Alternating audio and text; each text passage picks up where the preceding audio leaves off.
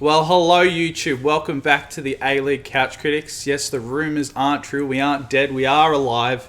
It's our first video in a while.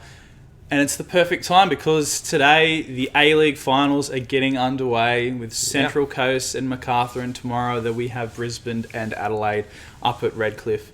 Sogg, are you excited? Finals are here. Yeah, I'm a bit sad because it means there's only 3 weekends left of A-League, and who hasn't enjoyed just endless A-League day after day for the last couple of months. But yeah, I'm excited. It looks like a really good final series, well balanced, and I'm excited. Not as excited as you because being a Wanderers fan, or you thought you'd actually go and check out what a final game is all I'm about. going to the Central Coast game tonight, and I thought, well, I don't know if the finals exist. I think they're made up. I think it's all a myth, but I'll find out tonight if it's true or not. But what a start to the finals, right? A final back at Gosford. Getting that feeling back. I'm expecting a fairly big crowd, I reckon they might crack 20. Me and 20K. One of the Bathletic boys, that'll be 2 people there. How good? I'm expecting at least 10K. Well, I'd say they had more. 10K against Sydney FC, and that was their highest crowd in such a long time. So hopefully the community gets behind them. It's like we've gone back 10 years when they were the top team, and Brisbane as well.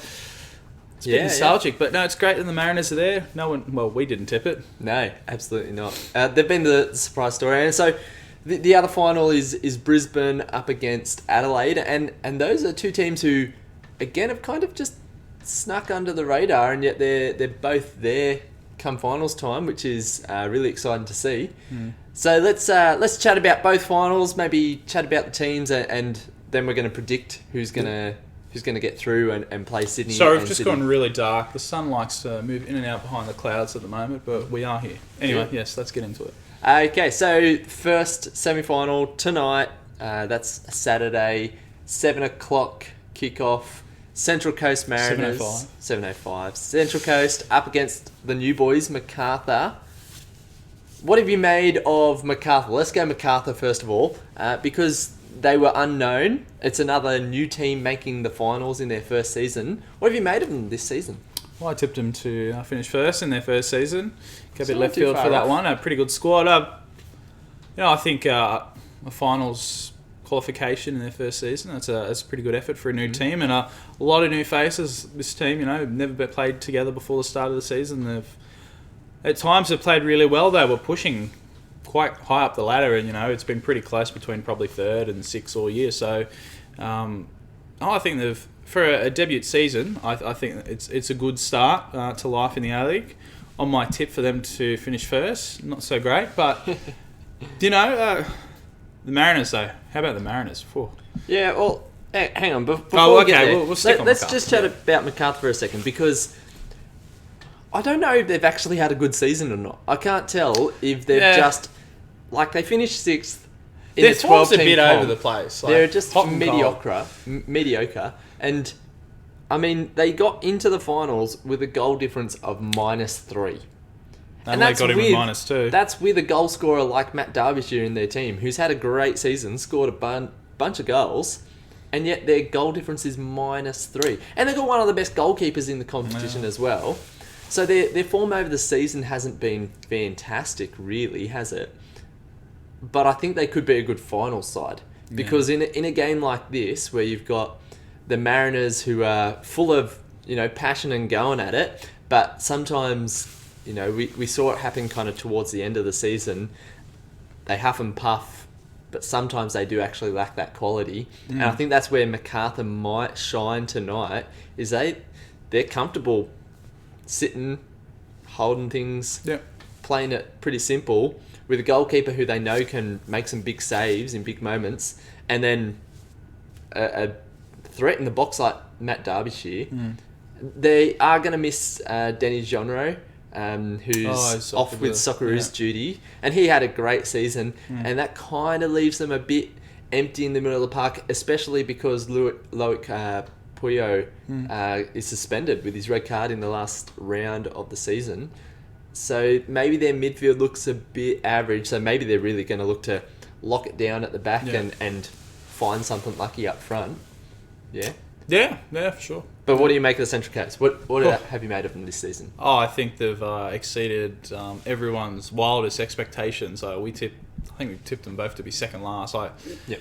never imagined what the Mariners could do, but there was periods when they started the season really well. I think they were first after 6-7 weeks, and I really thought, oh well, it's a great start, but where are they going to finish? Because no one expects them to finish first. And to their credit, they've had times when they've dropped off in form, but to finish third, really the best of the rest. Sydney FC and Melbourne City really dominated the season, and Mariners have been the best, like I said, of the rest. So I think the way they've played this year, they just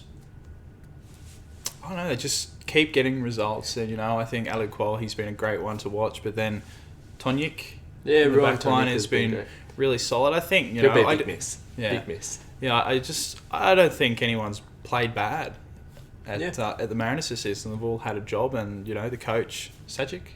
Yeah. Sogg, he's worked wonders there in his first full season at the club or second season at the club. It kind of is. It's his second season, and it's incredible when we talk about the problems going on at the Mariners. We talked about them holding on to a coach and actually just having some stability over a couple of seasons. And you can see last year was difficult for Stadge and the Mariners, but you could see something kind of happening, and they stuck with him. And he's actually had time to bring in his players to get that philosophy right, and it's paying off. And I think they know their place as well. They know they're not the best team in the competition. They know they've got some players who are fairly average, but they've turned them into kind of decent players who can actually do a job. Kai Rolls at the back, he's just been watching goals fly past him and Birigidi for the last 3-4 seasons. But he's actually really stepped up, and he's the main man at the back now with Tonic on Socceroos duty. So that's a bit unfortunate. Ollie Bozanic is also out injured for the game. That's a huge loss for the Mariners. But Danny De Silva's had a fantastic season. He's really settled. He hasn't just gone, I'm just an attacker and I'm not going to do anything defensively. He's been back on his own goal line defending this season, doing the hard work, which actually then makes all the good work he does in possession look so much better. And Matt Simon, what an absolute gem. Yeah. You looked at him the last couple of seasons at Sydney and he was coming off the bench and you thought, yeah, Matt Simon's done. This is it. Yeah. And then he gets the move back to the Mariners and they have a terrible season. And you're like, nah, he's really done now. He's got to retire. And he's stuck around and a fine wine, he's come of age again. Yeah, I mean, he's probably looking at it as probably one of his best ever seasons he's had. Yeah, he's such a leader on the pitch, and that could be good for the finals. When you've got someone like that up the front, as long as he keeps his head and he doesn't, karate chop somebody. I think absolute brain fart. Yeah, so I think this is going to be an incredible battle. I think it's going to be a real tense kind of final, though. I think the Mariners. Potentially both these teams, whoever wins, but I probably think more of the Mariners. They could be a real dark horse in the final series, because we went to that game back in January between Mariners and Sydney FC, and by all money, Sydney FC dominated that game and should have won, and they lost 2-1, 3-1, and just I don't think City or Sydney FC would probably want to play the Mariners. Yeah, because they know they do their job well, and then they can spring a goal, and then the pressure's on them, and then it's. Either team, probably Mariners more, is going to be a real dark horse in this final series. So, Bradley, who are you picking? Macarthur, Central Coast. Who's gonna get through? I think the Mariners in extra time. Extra time, okay. I don't know. Gun the 100. I hate picking. I hate just picking who's going to win, and then when you throw in pick the score, that's too much for me. But I reckon Mariners in extra time, because I'm making the 3 and a bit hour drive to the Gosford, so. Yep. I want to get my money's worth. I want to be there for 120 minutes. But then we're going to get back at 1 o'clock. But anyway. I think, for me, I think it is going to be close. I think it's going to go to penalties. And I think the loss of the midfield for Macarthur's huge, but Tonic and Bozanic out. Penalties, though. Look at those keepers, Birigidi and... look, it's going to be a stunner. Federici. Look, my heart says I want to see the Mariners get through. But I think Macarthur are going to win it on penalties. That's my call for that one. That's right. Yeah, you're entitled to be wrong. No, it should be a close game. I think it's a hard one to call. It's a real. Yeah. It's going to be a blockbuster, but real tense. I don't think this is the game that we're going to see, 5-6 goals. This is going to be real tight battle because we're going to see 6 goals. Yeah, both teams want to get through. There's a lot riding for it. Yeah.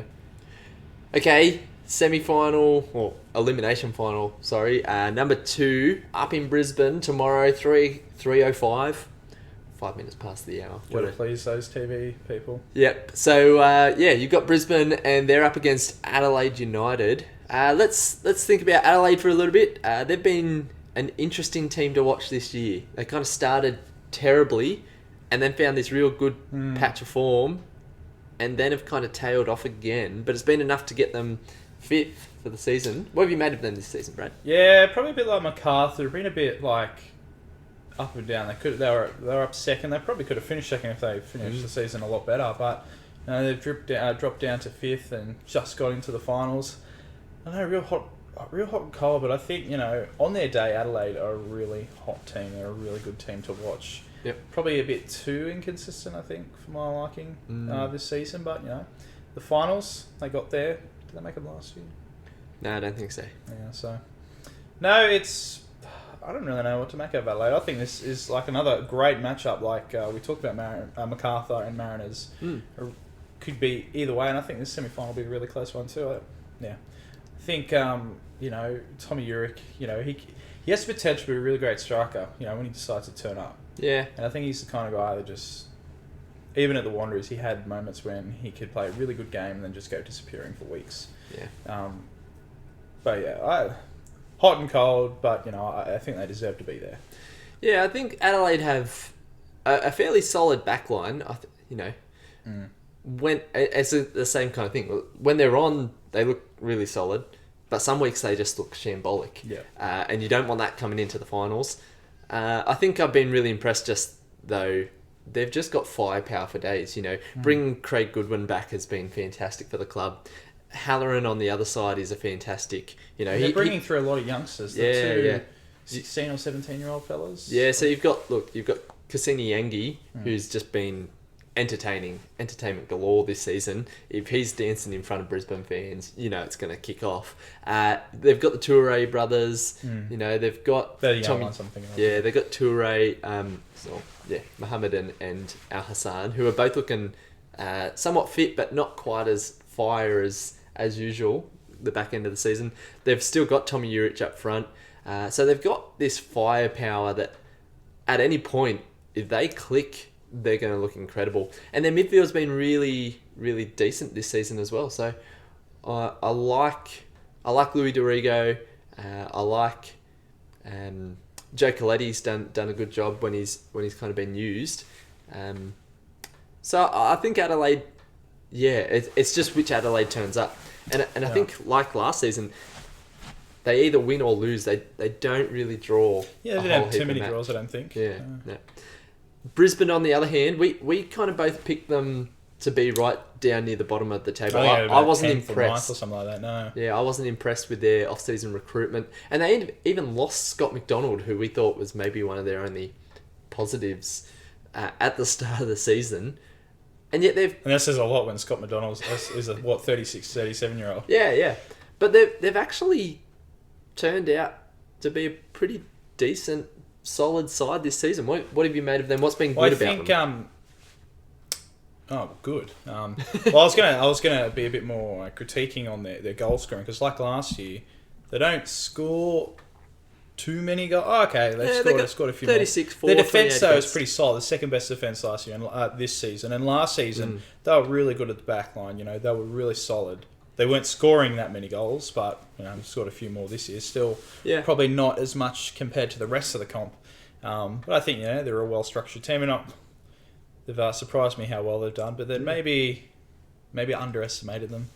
But then yet again, the season's been pretty close. We did talk about their defensive kind of strengths at the start of the season, though, with Tom Aldred at the back, Jamie Young. We said he was going to be a key player for them, and he was really going to make the difference, and he really has. In a lot of games, he's put out some incredible saves. It's kind of crazy to me that potentially this could be his last game for Brisbane. He hasn't signed with a new club yet, but he hasn't signed a contract with them. They've kind of told him he's free to go. Their backline really strong. Scott Neville, he's played okay, and I didn't have a good list of the team. But it is hard to see, I guess, where their goals really do come from. Who plays up front for them? I'm struggling to remember at this point in time. Me too. That's why I'm like, who plays for Brisbane again? Macarthur.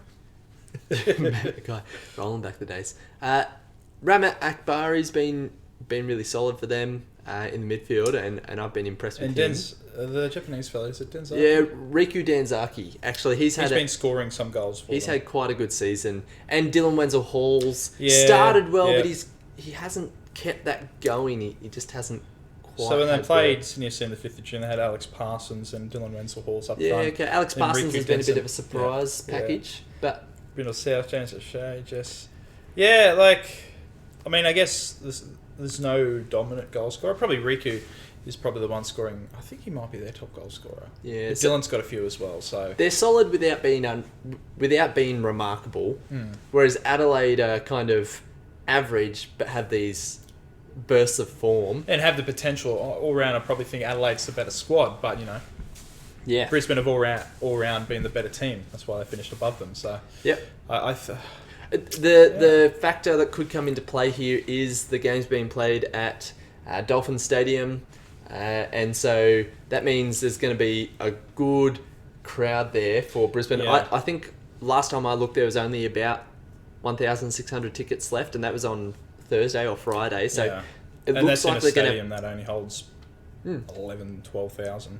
And it's close to the ground. It's going to be a great atmosphere, and that's why we keep pushing for these boutique stadiums. This stadium, alongside probably Hindmarsh, is probably one of those nice, intimate stadiums that are not that big and really close on the action. And also the weather as well. It's going to be a nice clear day, 21 degrees in the middle of winter or early days in winter. And it's north up there on the coast in Brisbane. The humidity, it shouldn't be too much of a problem for Adelaide. I'm just trying to think. They'll just be coming from freezing cold, but it definitely. This is the final where whoever was the home team was going to have the big advantage, and I think Brisbane just have that slight advantage over Adelaide.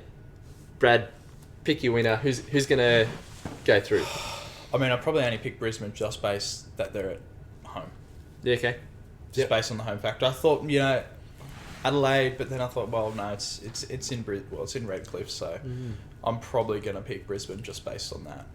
If Adelaide was the home team, I probably would have said Adelaide. I think that's the way I'd separate these two teams. Yeah, look, Adelaide's away form is terrible. They're better at home. It's really... I want to... Here's another one. I want to see Adelaide... I want to see them win, but I think their away form and just their leakiness at the back... Ninth worst in the comp.